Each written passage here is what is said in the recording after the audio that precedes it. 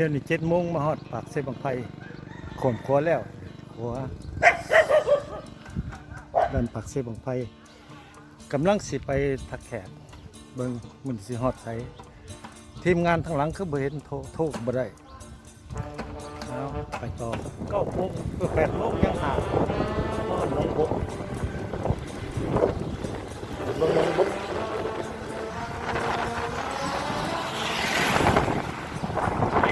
35 ลักต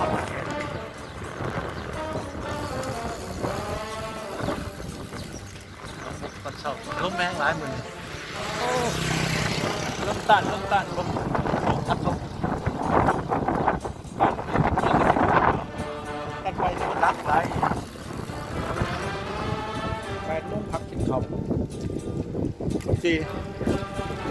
ลมแห้งโพดไก่น้องบกมานี่นึง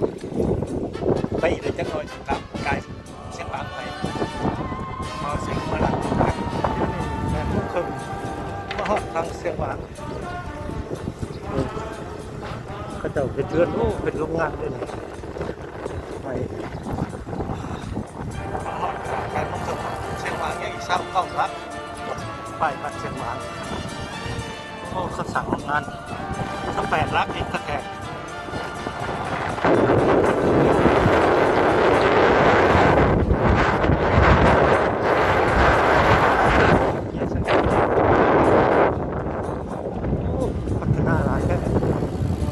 ยาวแท้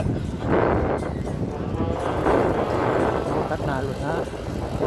แม่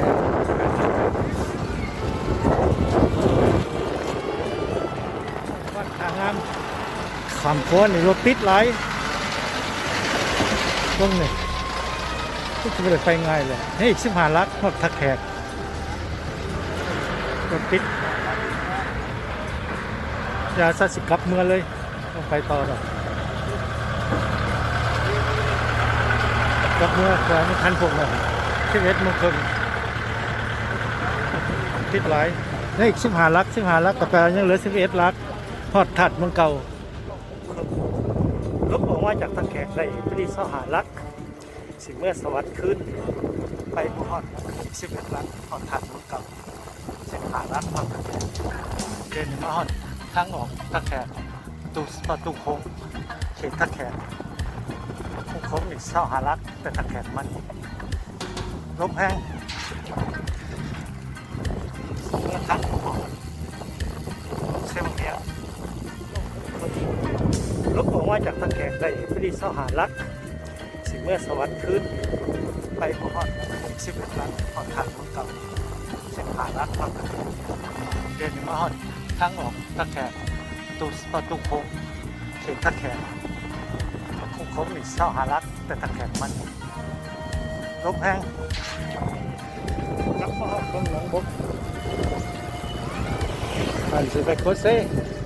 สิไปทันพวกนั้นดีกว่าอยู่เส้นไป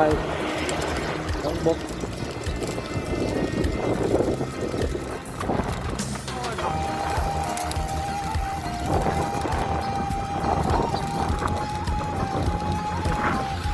ทุ่งเรียกว่าไปก็ได้ลมแรง11 โมง 10 นาทีวัดเป็นไทยวัดเป็น11 โมงนี่เด้เพื่อนเรา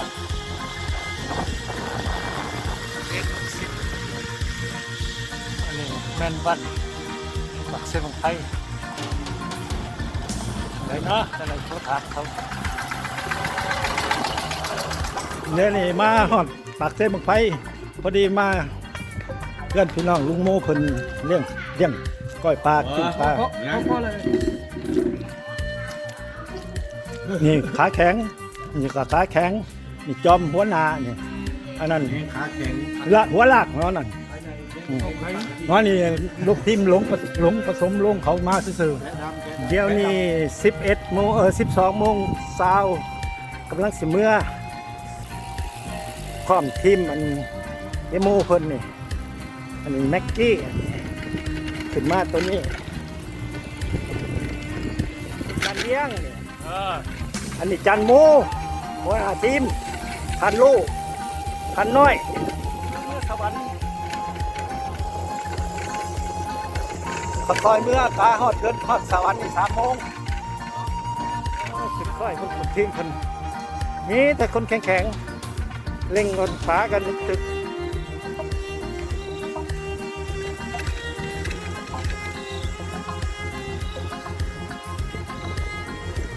ทางแต่โคเซ่หาแก่งกระเบาเปิด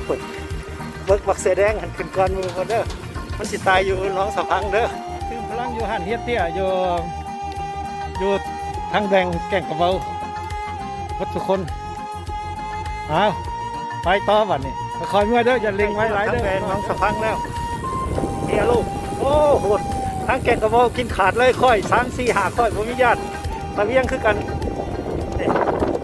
ธรรมดาได้ดีนะทั้ง2 คนนั่นอีก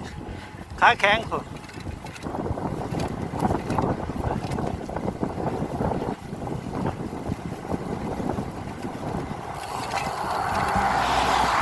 จันโมว่าหน้าทีมไฟฟ้าลูกน้องนี่เป็นผู้หญิงไฟฟ้าลูกน้องวัดเนี่ยเอาละกันเลยกับบักแฮกกันเลยนั่นบักน้อยมึงค่อยๆนะกูจะถ่ายวิดีโอกูอะไรมึงเผาไปใส่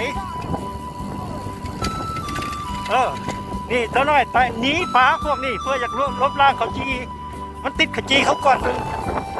มันอยากลบล้างเดียวนี่หนีโมวิดอีกโอ้นี่กูรู้ไปเลยตัวเรายอดกินมันจะกินข้าวเมื่อก่อนหมูเนาะคนข้าวมันดี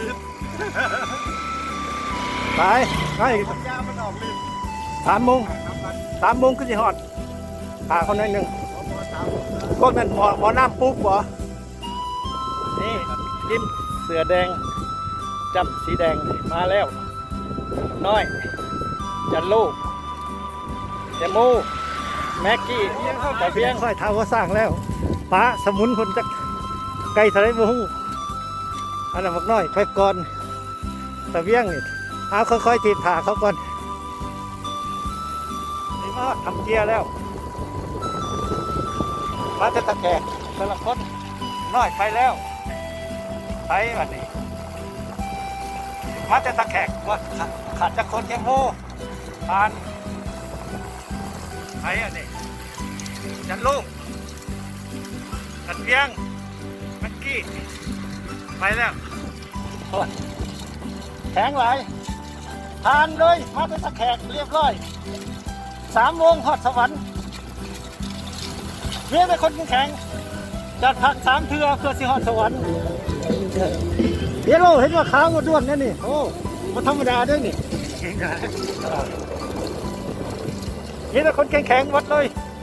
ผ่านได้ไปตะแคงทิศนาเอาทางไกลนี่ใกล้ถึงปักบอแล้วแม็กจันเลี้ยงโอ้แข็งขนาดว่าตะแคงยังไม่ให้เหนื่อยจะคน